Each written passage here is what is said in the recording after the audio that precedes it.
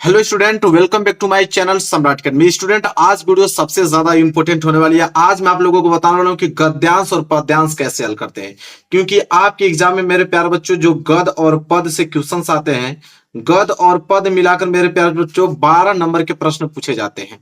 तो 12 नंबर आज वीडियो में आप लोगों को क्लियर हो जाएगा और एग्जैक्ट आप लोगों को मालूम चलेगा कि कैसे गद और पद लिखते हैं।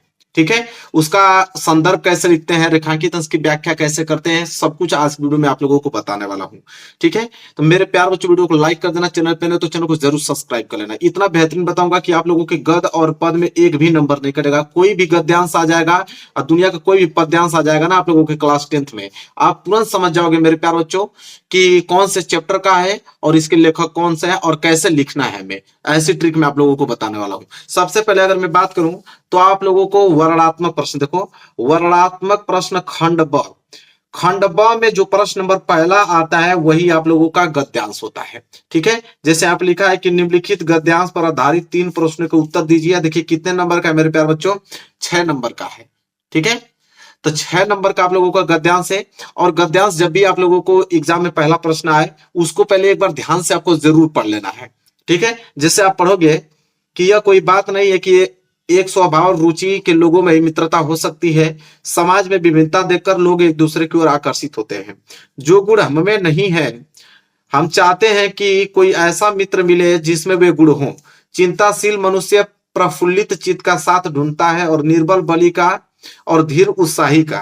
उच्च आकांक्षा वाला चंद्रगुप्त युक्ति और उपाय के लिए चाणक्य का मुंह ताकता था। नीति विशारद अकबर मन का लाने के लिए बीरबल की ओर देखता था। तो एक बार आप लोगों को पढ़ लेना, जैसे ही पढ़ोगे तो आपको मालूम चलेगा कि यहाँ पे मित्रता के बारे में यहाँ पे दिया हुआ है। जैसे मित्रता के बारे में आपको दिया है तो आप तुरंत समझ लेना कि मित्रता चैप्टर के लेखक कौन है। तो मित्रता चैप्टर के लेखक जो मेरे प्यारों आपको मालूम है रामचंद्र शुक्ल है। आचार्य रामचंद्र शुक्ल जी इसके क्या है मेरे प्यारों जो लेखक हैं। ठीक है, तो जब भी आप लोगों को गद्यांश हल करना है, गद्यांश तभी हल कीजिएगा मेरे प्यार बच्चों जब आप लोगों को चैप्टर के नाम और उसके लेखक का नाम मालूम हो। अगर ना मालूम हो पहला तो अथवा करके एक और दिया है मेरे प्यार बच्चों, एक और है मेरे प्यार बच्चों कि हे भगवान तब के लिए विपत के लिए इतना आयोजन, परम पिता की इच्छा के विरुद्ध इतना साहस। पिताजी क्या भीख न मिलेगी, क्या कोई हिंदू भूपृष्ठ पर न बचा रह जाएगा जो ब्राह्मण को 2 मुट्ठी अन्न दे सके। यह संभव है, फेर दीजिए पिताजी में कांप रही और इसकी चमक आंखों को अंधा बना रही है। तो यह जो मेरे प्यार बच्चों ये ममता चैप्टर से लिया गया है। किस चैप्टर से लिया गया है? ममता चैप्टर से लिया गया है। और इसके जो लेखक हैं वो है जयशंकर प्रसाद। कौन है? जयशंकर प्रसाद। तो आप लोगों को सबसे पहले करना क्या है कि दोनों आप लोगों के गद्यांश पढ़ लेना है और जिस गद्यांश का आप लोगों को एग्जैक्ट मालूम हो कि चैप्टर का नाम और उसके लेखक का नाम, वही गद्यांश आप लोगों को करना है एग्जाम में। जैसे मैं इस वीडियो में आप लोगों को पहला वाला करके दिखा देता हूं।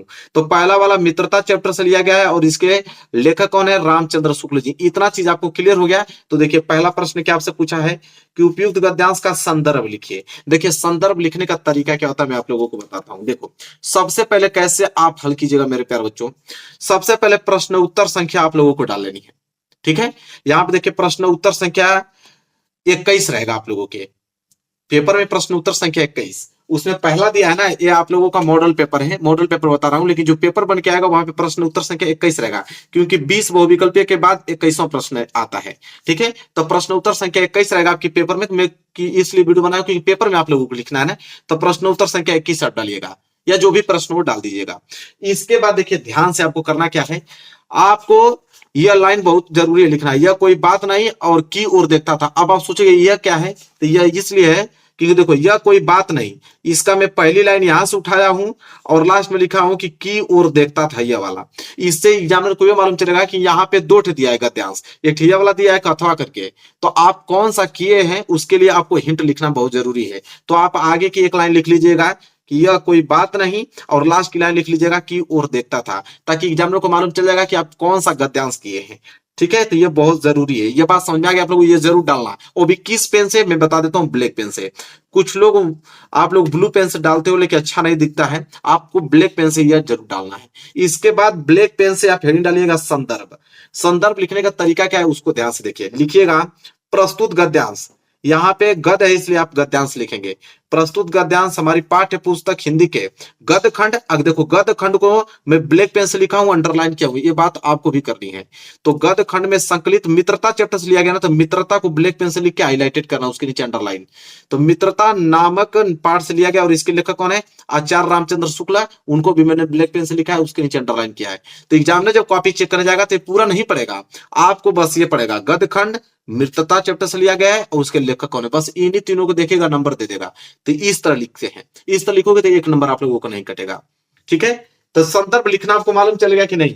इसके बाद जब दूसरा प्रश्न देखोगे, देखो दूसरा प्रश्न यहाँ पर बोला है कि गद्यांश के रेखांकित अंश की व्याख्या, मतलब जहां तक अंडरलाइन किया गया, देखो ये अंडरलाइन किया गया है कि यह कोई बात नहीं कि एक ही स्वभाव रुचि के लोगों में मित्रता हो सकती है, समाज में विभिन्नता देखकर लोग एक दूसरे की ओर आकर्षित होते हैं। तो इतना का ही आपको व्याख्या करना है, ये नहीं कि पूरा करते चलो, नहीं, जहां तक अंडरलाइन किया गया, क्योंकि बोला है कि रेखांकित अंश की व्याख्या। तो आप कैसे लिखोगे?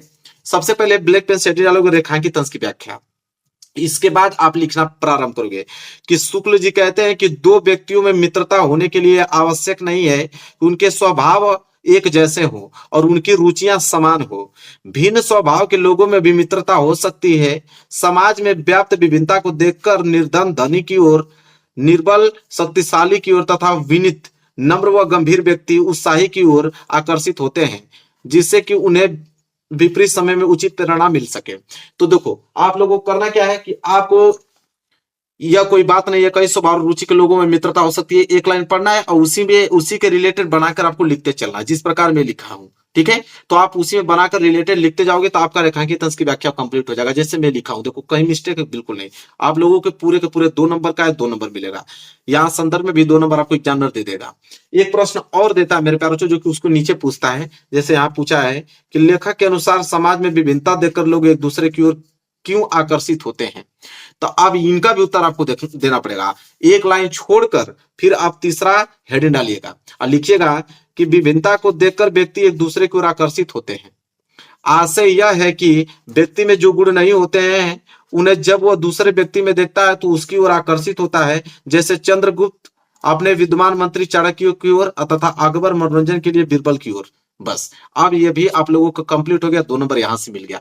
यह है गद्यांश हल करने का तरीका मेरे प्यारों बच्चों, इस तरह किया जाता है, 1 नंबर आप लोगों को नहीं कटेगा। अब मेरे प्यारों बच्चों तो ये गद्य था, अब पद का भी प्रश्न आता है। पद प्रश्न मेरे प्यारों बच्चों 22वां प्रश्न होता है। ठीक है, अभी मैं दिखाता हूं पेपर में 22वां प्रश्न आप लोगों को क्या आएगा।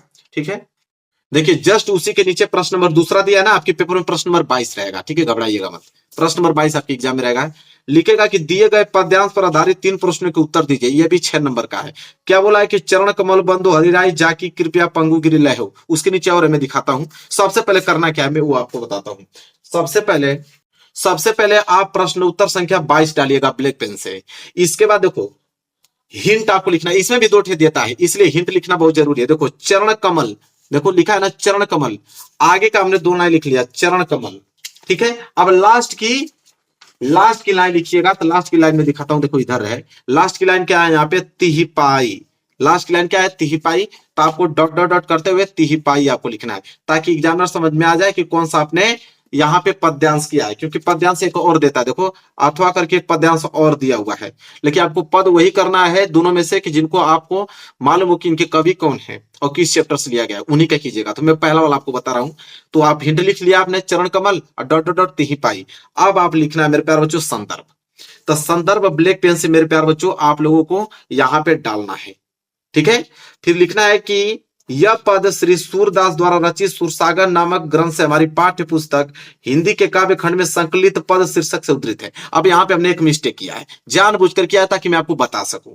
अभी देखो इसलिए मैं इस तरह लिखा हूं, देखिए कोई अच्छा दिख रहा है उतना अच्छा आपको आकर्षित दिखने में नहीं लग रहा होगा, लेकिन यही चीज जैसे सूरसागर नामक ग्रंथ, सूरसागर को ब्लैक पेन से उसके नीचे अगर आप अंडरलाइन कर देते तो बहुत अच्छा दिखने में लगता है। ठीक है, वही काव्य खंड से लिया गया था, काव्य खंड को ब्लैक पेन से अंडरलाइन कर देते बहुत अच्छा दिखने में लगता। पद शीर्षक से है तो पद को अगर ब्लैक पेन से आप लिखते हैं तो बहुत अच्छा लिखता है।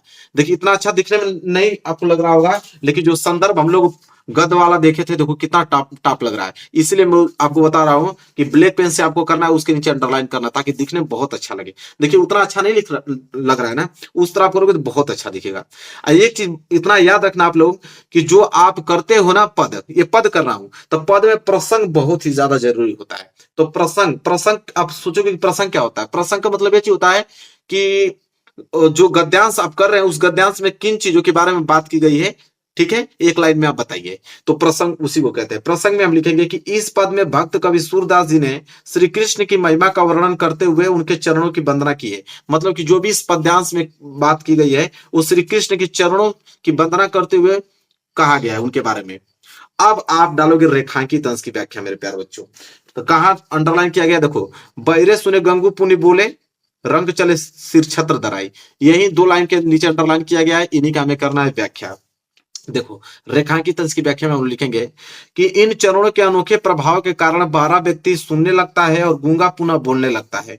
किसी दरिद्र व्यक्ति पर श्री कृष्ण के चरणों की कृपया हो जाने पर वह राजा बनकर अपने सिर पर राज छत्र धारण कर लेता है। मेरे प्यारे बच्चों, अब हो गया ये आप लोगों का 2 नंबर यहां से मिल गया, और 1 नंबर संदर्भ से, 1 नंबर प्रसंग से, तो 2 नंबर यहां से। और यह प्रश्न 2 नंबर का है। नीचे वाला क्या बोला है मेरे प्यारे बच्चों? देखो पहला प्रश्न क्या बोला था? उपयुक्त गद्यांश का संदर्भ लिखो, जो कि हमने कंप्लीट करा दिया। दूसरा क्या बोला था? रेखांकित अंश की व्याख्या, ये भी हमने कंप्लीट कर लिया। तीसरा है कि उपयुक्त पंक्ति में कौन सा अलंकार है, तो अलंकार भी आपको बताना है। तो तीसरा हमने डालकर अलंकार लिखा, अनुप्रास अलंकार, तो यहां से भी 2 नंबर मिल गया। इस तरह लिखोगे तो 6 नंबर गद से, 6 नंबर पद से, 12 नंबर, 1 नंबर नहीं कटेगा।